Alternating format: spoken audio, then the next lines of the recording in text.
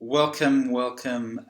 We now continue with the Eightfold Path, understanding the Dhamma. The word for Buddha in the Sanskrit translates as fully awake. Fully awake. What does that mean? Let's consider that we all possess Buddha nature, at least in potential form. Just like an acorn is really a potential oak tree.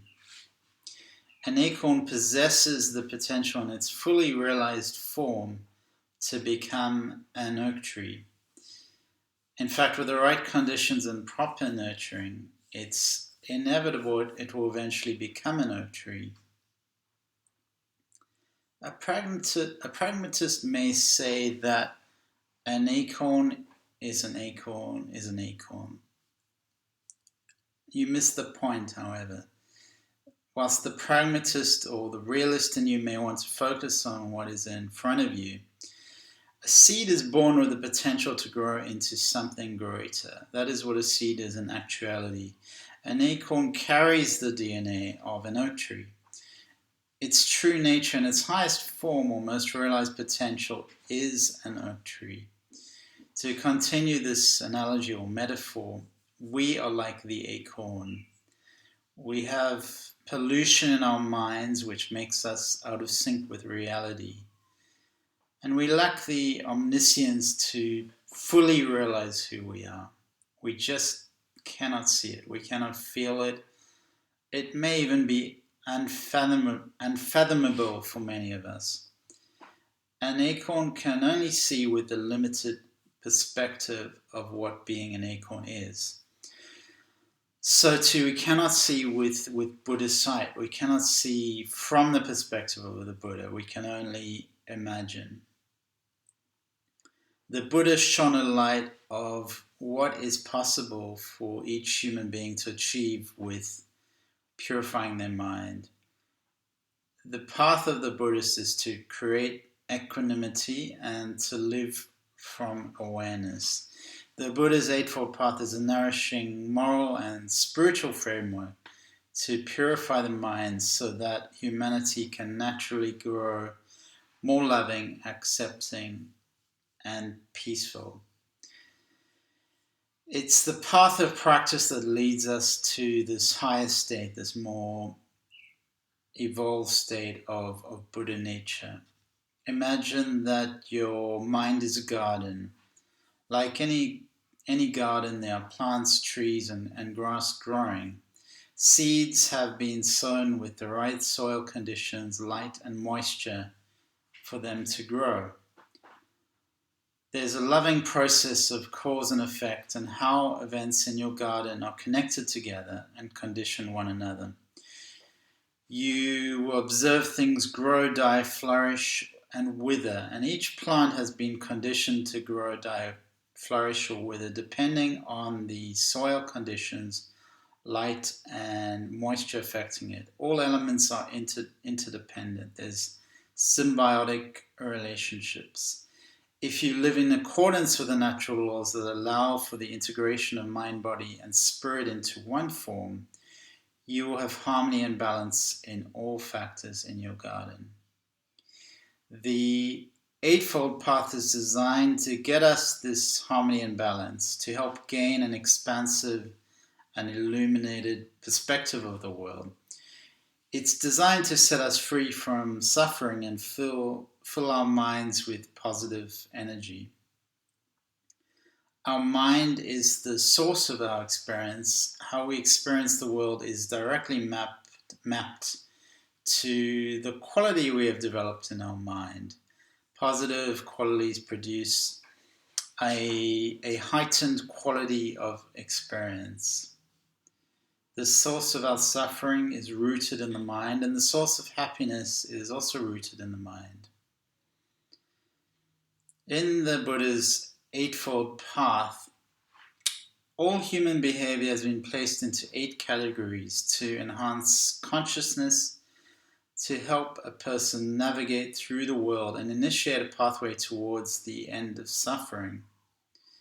One could view it as a map showing us the way that culminates in samadhi, or a way towards nirvana. Eight pathways, 8 being an infinite number. You can see with the way 8 is formulated. So the Eightfold Path is a holistic educational training of body, speech, and mind that culminates in our awakening. Whilst the 7 practices are requisites for right samadhi, the panya, or insight portion of the Eightfold Path, which are right understanding and right thought, came to be regarded as the culmination of the Buddhist path, a wisdom path towards achieving insight. The 3 central themes of panya, wisdom, sila, morality, and samadhi, a state of intense concentration achieved through meditation, are all related and interrelated. They are one, and the 8 is the infinite number, so there's a very powerful aspect to the number 8 and to these 8 pathways. Some commentators divide up components of the path, yet it's really important to highlight that it works as a whole. It's one picture, one perspective, there's a unity of purpose and a unity of co-creation. You cannot have insight without samadhi. You cannot have samadhi without insight. You cannot have wisdom without morality. They come together as one. The Eightfold Path begins at panya, the wisdom aspects, which are right view and right thought. Both relate to understanding and developing insight. Right view determines how we practice and is a general ethical understanding for our practice. In essence, it's the whole of the Dhamma, how we see the world, how we see ourselves. It's a wisdom factor, how we understand what we understand, how we think and what we see, how we think about what we see, perception.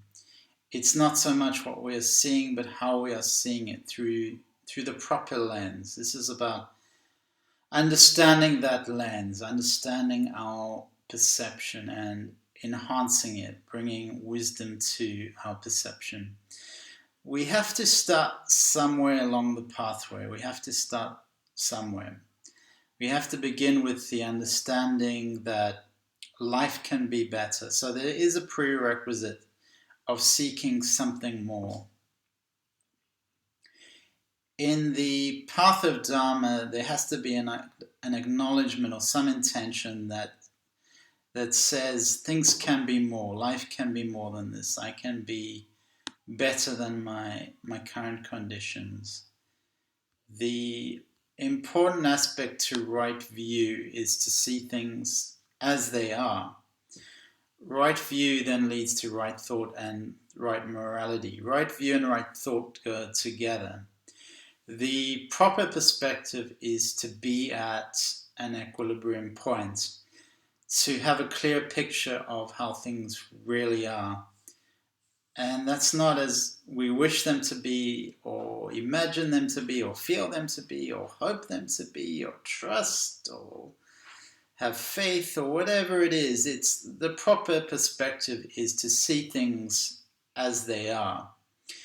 We have to be willing to give up our dogmas, our attitudes, our beliefs, in favor of a direct experiential understanding. The Buddhist philosophy is testable, and inherently is a philosophy based solely on experience. We have 2,600 years of scientific analysis, so we're not just making things up with this path. We don't need to elaborate on anything that we see. We just need to experience it with wisdom. We don't need to make more of things or extrapolate on what we see. It's about pure essence. It's designed to deal with pure reality, pure light, pure truth. It's a pure perspective, developing purity. And the only way to have clarity is by developing a pure mind. We have to get rid of the mental pollution. We tend to attach to beliefs, not to the things themselves. An extrapolation of teachings is still a wrong view. There are many views on the Buddhist teaching, many different scripture understandings. We have to be careful what we follow, which way we go, and be careful to understand clearly what right view means. And right view is crystal clarity. It's becoming crystal clear of what is reality, what is real. Becoming crystal clear. We may have some type of experience in our lives, like, say, we see a light in the sky. We can assume what we saw is a UFO or an alien in the sky, or Superman even. When all we know for sure is that there was a light in the sky. It's really easy to fall into illusions, beliefs, dogmas, and what is essentially wrong view. We just know it was a light. That's all we know at this point. Even if it's even if it's wrapped up in a nice sounding Dhamma talk, or there's some beautiful philosophy attached to it, like seeing a flash or getting into a jhana in a meditation, a deep state of meditation. We use words of Dhamma, or we can use words of Dhamma or philosophy to bypass dealing with something we would rather avoid. And this is the danger of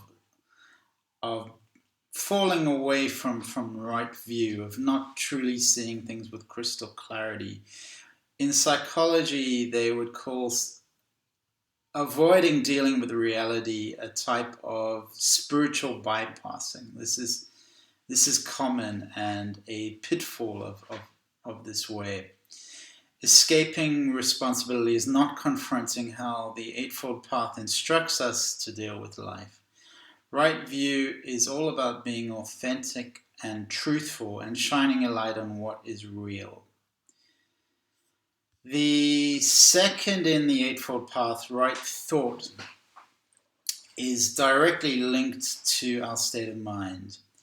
There are skillful or unskillful ways of thinking. Intention and attention are also vitally important. What are we focusing on? What is our goal?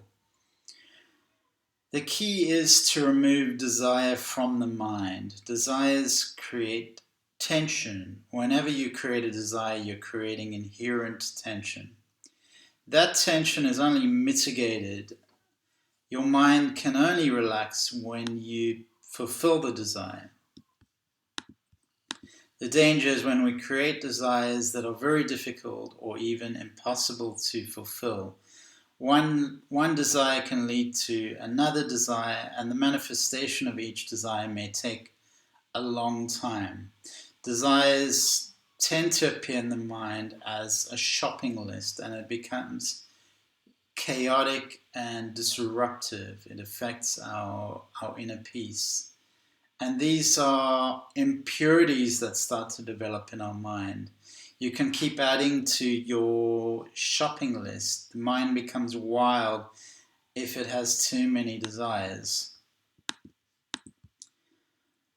This is why purifying the mind is really important. If the source of the mind is pure, then we can become present. We can see things as they are. The more presence we have, the more powerful we are in the mind. This is actually where we can take action to fulfill our Dhamma, our purpose. The key is to create less tension and more harmony. What is a pure mind? The pure mind has no desire, no aversion arising. The pure mind has no desire to cheat or to steal or hurt or kill or commit adultery. No desire. When the pure mind hears someone talk gossip, it identifies it first, and what arises is no inclination to respond, no desire to respond. No reality is worth clinging to. All things can cause suffering as long as we cling to them. We tend to be running towards things we think will make us happy and running away from things that we think will make us unhappy, instead of understanding what is real and what is counterfeit. The ultimate freedom is to cling to nothing. It's to know what is real and what is emptiness, what is valuable and what is worthless. Eating candy or sweets may cause a short-term sugar high, but long-term it creates a lot more suffering. Exercising may feel difficult at first, but long-term it creates a lot of health and happiness. No suffering is when nothing can disrupt the sanctuary you've created within your mind.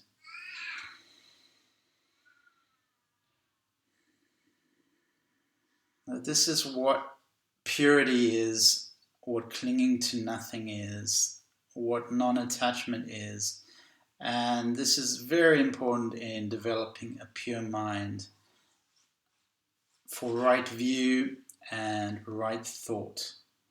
This is the end of part 3. In the next presentation, I'll continue with exploring the Eightfold Path. So thank you.